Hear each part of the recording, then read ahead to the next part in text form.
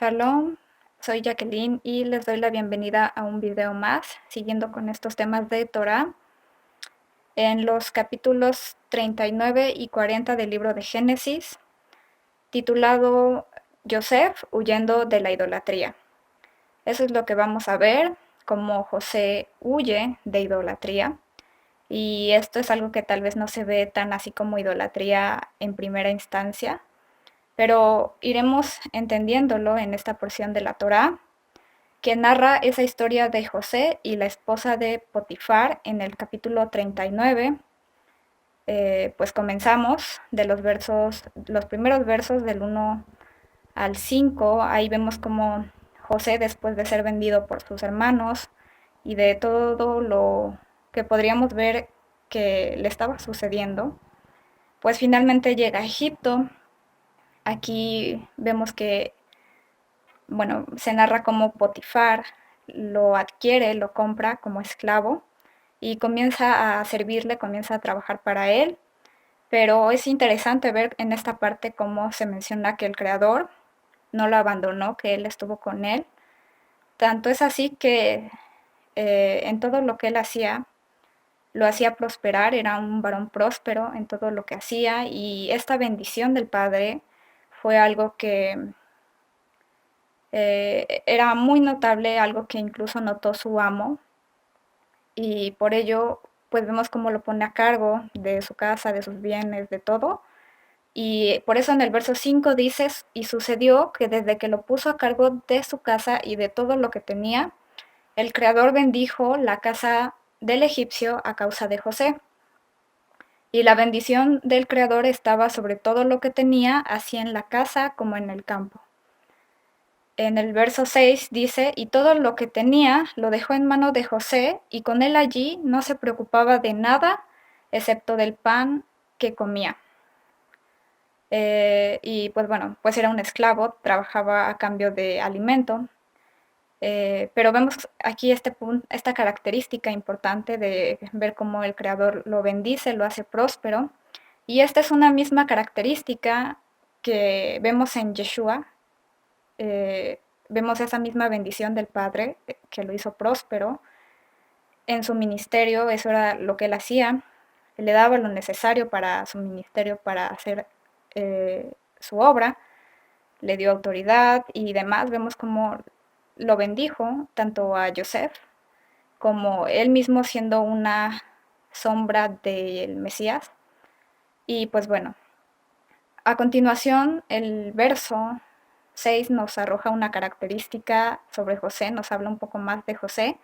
Dice, y José era de agradable presencia y de varonil semblante. Esto pues al parecer es como se narra, pero podemos entender vamos a ver cómo en esta historia José no era así como se narra, de un aspecto físico o de que fuera un hombre guapo, sino que pues incluso vamos a ver que su actuar era pues un hombre de fe, era esto lo que también lo hacía pues tener una agradable presencia, no solo lo físico o aspectos que el ser humano ve, sino que también su fe fue la que se da a notar en su actuar, porque bueno, vamos a comenzar a ver en el verso 7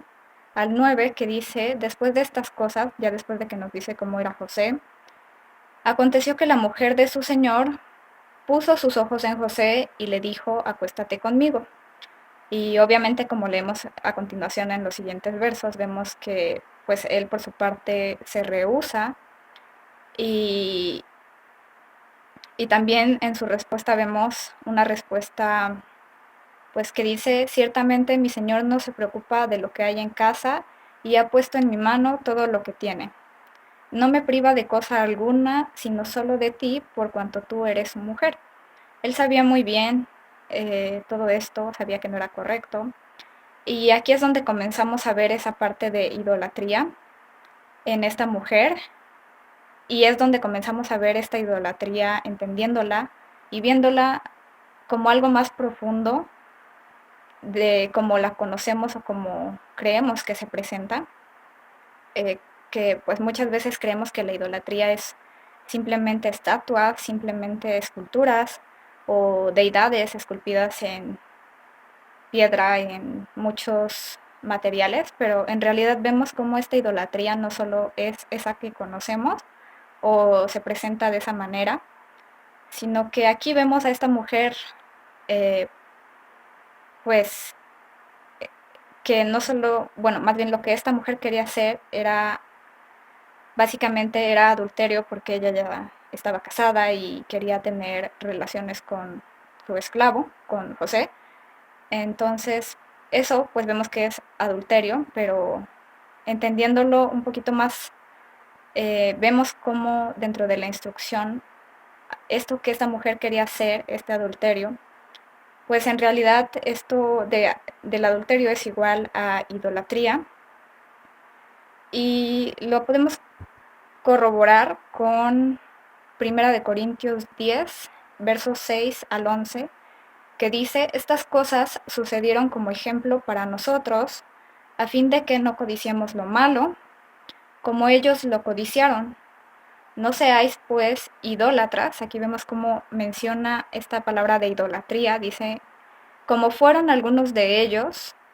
según está escrito en lo que vemos en Números capítulo 25, que dice, el pueblo se sentó a comer y a beber y se levantó a jugar. Esto con las hijas de Moab. Y vemos cómo los llama idólatras por eso. Y a continuación dice, ni forniquemos, como algunos de ellos fornicaron y en un día cayeron 23,000. Y pues bueno, otro verso para corroborar esto está en Colosenses 3:5, que dice, por tanto, considerad los miembros de vuestro cuerpo terrenal como muertos a la fornicación, la impureza, las pasiones, los malos deseos y la avaricia, que es idolatría. Con estos versos vemos cómo el adulterio, la fornicación y todo lo que ya se mencionó aquí, pues es igual a idolatría, aunque no parezca eso a primera vista, es lo que es finalmente. Y no solo en ese orden de que el adulterio es igual a idolatría, sino también en el orden inverso, vemos como también la idolatría es igual a adulterio. Y eso lo podemos ver muy claramente en el pueblo de Israel, de manera pues que vemos el adulterio que se menciona en el pueblo de Israel no tan solo literal, cuando se dice que se desvió, que se fue tras otros dioses, tras los Baales. Por eso vemos que por esa idolatría se le llama al pueblo de Israel que adulteró o que se prostituyó, que se fue pues tras los Baales, tras esa idolatría, y finalmente es eso también adulterio, por eso se le llama así, y razón también por la cual vemos de lo que de eso hablan los profetas, y más tarde viene Yeshua a limpiar todo eso. Y pues bueno, siguiendo con el capítulo de Génesis, vemos cómo a continuación José agrega una pregunta en relación a este pecado. Dice, ¿cómo pues haré este mal tan grande y pecaré contra Elohim? Y aquí vemos cómo José, a pesar de la época del tiempo en el que estaba esta historia, eh, pues a pesar de ser algo, bueno, de estar en esa época, vemos como aquí él lo menciona como pecado, como él dice que esto era un pecado contra el Creador, y es un pecado que según la ley escrita posteriormente era castigado con la muerte de maneras muy severas para ser así efectivo y cortar el mal de raíz, como dicen, y de esa manera también servir como ejemplo. Esto lo vemos en Éxodo 20:14, Levítico 20:10 y también en el libro de Deuteronomio habla acerca del adulterio, cómo era castigado. Y pues bueno, cabe destacar aquí que los egipcios también tenían sus propias leyes, aunque estas eran muy diferentes dependiendo el lugar en el que se encontraban y dependiendo también la clase de sociedad a la que pues se aplicaba de distintas maneras, pero un boletín científico que habla sobre la mujer en el antiguo Egipto por la UAEH dice que en Egipto el adulterio era castigado con la muerte y con las creencias que tenían con la vida después de la muerte. Según eso serían juzgados y condenados según la gravedad de su falta. Y pues bueno, esto aplicaba o vemos que en el caso de que la mujer cometiera o fuera acusada de adulterio, se dice que tenía derecho a un juicio en el que pues estaba de por medio el juramento y el juramento era algo que ellos consideraban muy importante y que no era cualquier cosa, era tal su importancia que se relacionaba con sus creencias religiosas y por lo mismo, ¿no? Si ellos mentían en su juramento, pues se dice que este acto era condenado por el tribunal del otro mundo, de todas sus deidades. Y mm, por otra parte, si el esposo acusaba injustamente a su esposa y lo reconocía que había hecho de esa manera, pues él tenía que darle a su esposa una compensación material. Y también hay otros que dicen, que añaden que otra de las maneras de castigar el adulterio en el antiguo Egipto era quitándoles la nariz, cortándola a las mujeres. Y pues bueno, con esto pues vemos igual que los egipcios tenían sus leyes sobre el adulterio y vemos las consecuencias que podía traer. Y pues bueno, siguiendo en los versos 10 al 12, a pesar de todo ello, de saber que no era correcto, tanto por el lado de la instrucción, así como en el mismo Egipto, pues no era correcto, pues esta mujer siguió insistiendo, dice en el verso 10, como ella día a día estaba con esta presión con José, pero él pues no la escuchaba y en el verso 11 decía, pero aconteció cierto día que cuando él entraba en la casa para hacer su oficio y no habiendo allí nadie de los de la casa, ella lo asió por su vestidura y le dijo, acuéstate conmigo, pero él, dejando su vestidura en la mano de ella, huyó y salió afuera.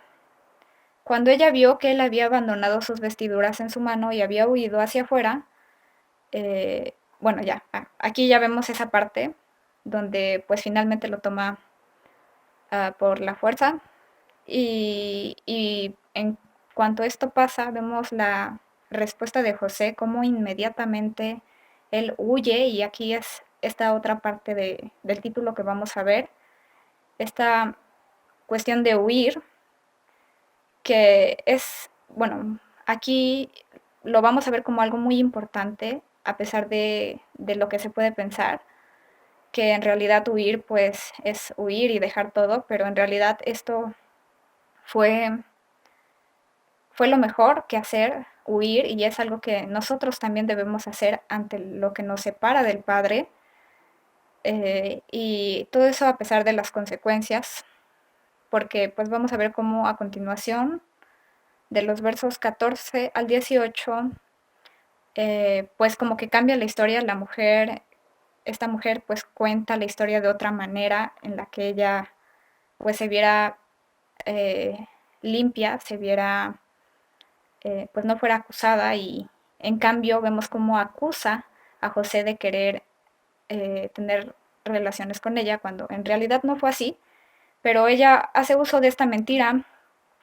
eh, de, y pues vemos cómo cuenta lo que sucedió según su versión. Y también podemos notar en estos versos cómo denigra, cómo pues hace más bajo a José por su origen hebreo, que bueno, pues también se dice que los egipcios pues como que no veían con buenos ojos a los hebreos, y por otra parte también lo hace menos por su condición de esclavo. Y pues bueno, una vez viendo todo esto, aquí es donde vemos a esta mujer hablando mal y haciendo acusaciones falsas a José, y esto es algo que también vemos en Yeshua, posteriormente vemos tanto como en su tiempo, pues se le llamaba, se le adjudicaba lo que hacía por espíritus inmundos, por Belcebú, y esto es algo que estas acusaciones falsas o este hablar mal sobre Yeshua no solo fue en su tiempo, sino que es algo que continuó hasta hoy en día y que no viene por parte de una mujer, no es una mujer la que habla mal del Mesías en sí, sino más bien es bueno, refiriendo a un sistema que habla mal sobre el Mesías y le adjudica diversos títulos de hechicería y demás, y todo ello basado también en el Talmud. Y pues bueno, una vez viendo esta característica, el verso 19 dice, ocurrió entonces que al oír su amo las palabras que su mujer le había hablado, diciendo, así me ha tratado tu esclavo, se encendió su furor y en el 20 dice, tomó su amo a José y lo echó en la cárcel donde estaban encerrados los presos del rey. Así fue a parar a la cárcel. Y pues aquí ya vemos o viene esta segunda etapa en la vida de José, esta otra parte en la cárcel, donde pues al parecer podría parecer injusto y por las condiciones en las que José estaba de esclavo, pues vemos como a lo mejor no tuvo derecho a un juicio, como pues como era lo justo, pero finalmente es acusado injustamente y por ello enviado a prisión donde interesantemente de los versos 21 al 23 se menciona que a pesar de estar en la cárcel, el Creador siguió con él y al igual que en un principio lo hizo prosperar, lo bendijo y esto también fue algo que vio el jefe de la cárcel y también es impresionante ver cómo lo puso a cargo de los presos del orden de la prisión y es donde a continuación pues vemos el capítulo 40. Vamos a ver dos sueños muy reveladores por parte del copero y del panadero, que también se encontraban ahí por alguna razón, que pues se menciona al principio del capítulo 40 como habían delinquido, habían hecho algo malo contra la casa de Faraón y por eso estaban aquí. Ellos estaban en prisión, tanto el copero como el panadero tenían razones suficientes para estar donde estaban, no eran como José, pero pues bueno, aquí se menciona que ambos tuvieron sueños y bueno, pues por una parte el del copero se menciona de los versos 9 al 11 y dice, en mi sueño, he aquí una vid estaba delante de mí y en la vid había 3 sarmientos y parecía que le salían brotes, florecía y sus racimos de uvas maduraban y estaba la copa de Faraón en mi mano, tomé las uvas, las exprimí en la copa de Faraón y puse la copa en mano de Faraón. Y a continuación vemos cómo pues José le da su interpretación. Bueno, no le da su interpretación, él da la interpretación que provenía del Creador, porque así él mismo nunca se otorgó ese don, sino que él reconocía que la interpretación venía del Padre y por eso leemos en el capítulo que dice, ¿acaso no corresponden a Elohim las interpretaciones? Y por ello, pues vemos cómo es posible que, como él da esta interpretación, de los que se narra de los versos 12 al 14. Dice, los 3 sarmientos son 3 días, dentro de 3 días, Faraón alzará tu cabeza y te hará volver a tu puesto. Y pondrás la copa de Faraón en su mano, como de costumbre cuando eras su copero. Y dice, por causa de esto, cuando te vaya bien, acuérdate de mí. Te ruego que tengas misericordia de mí y hagas mención de mí a Faraón y me saques de esta casa. Y pues finalmente vemos la interpretación, pero también la petición de José. Aquí es donde comenzamos a armar un poquito más la historia, a comprenderla, que a pesar de que estaba ahí, pues todo esto también le sirvió para más adelante salir cuando ya era el tiempo adecuado. Y finalmente, pues, porque José no era culpable, había sido acusado injustamente y por todo lo que ya habíamos estudiado y lo que se menciona en el capítulo anterior. Pero pues bueno, siguiendo con el sueño del panadero, de los versos 16 al 17 dice: también yo soñé que veía 3 canastillos de pan sobre mi cabeza, y en el canastillo más alto había de todos los manjares de Faraón, obra de panadero, y las aves se las comían del canastillo que estaba sobre mi cabeza. José también le da su interpretación de los versos 18 al 19, bueno, la interpretación del Creador a través de él, y dice: los 3 canastillos son 3 días. Dentro de 3 días Faraón alzará tu cabeza y te hará colgar de un árbol, y las aves comerán tu carne. Esto de ser colgado en un árbol, eh, pues nos suena mucho, y es donde comenzamos a ver este revelador mensaje a través de estos sueños, que no solo era una interpretación, un mensaje para ellos en su tiempo, sino que todo esto también estaba apuntando a Yeshua y su obra redentora. Y es algo que podemos ver, un mensaje que podemos ver en estos 2 sueños. Uniéndolos, pues vemos que ambos hablan de 3 cosas, ¿no? Por una parte, 3 racimos de uva y por otra, 3 cestas de pan. Ambos, pues son 3, ¿no? Y este número refiere a la resurrección de Yeshua. Aquí es donde vemos este mensaje hacia lo que Yeshua vendría a ser, su obra, hablando de la resurrección, de su muerte y luego su vida. Y por una parte vemos que cuando se habla en el sueño del copero, pues este oficio que tiene que ver con la vid, con sus frutos, pues también tiene un significado y no solo es lo que Yeshua menciona, que cuando toma el vino, que es su sangre, sino que también podemos entender todos estos, todas estas figuras en el trabajo del copero en relación al pacto, ese pacto que no iba a morir, sino que iba a continuar vigente, muy diferente al sueño del panadero, al pan, su oficio, lo que él trabajaba, que pues, sí iba a morir, pero vemos como este pan representaba, como Yeshua lo dice, su cuerpo, el cual vemos que de igual manera iba a ser colgado en un madero. Y todo esto podemos encontrarlo en las mismas palabras de Yeshua cuando, bueno, días antes de Pesach, de ser entregado para morir, como él hace mención de estos elementos, y en otras partes de la escritura como él menciona que es el pan, ese pan de vida que iba a morir. Y pues bueno, finalmente esta interpretación se cumplió y así es como concluye el capítulo 40. En los versos 20 al 23 dice: sucedió pues al tercer día, tal como lo había dicho José, y ese día es muy interesante ver que se trataba de un cumpleaños, y era el cumpleaños de Faraón,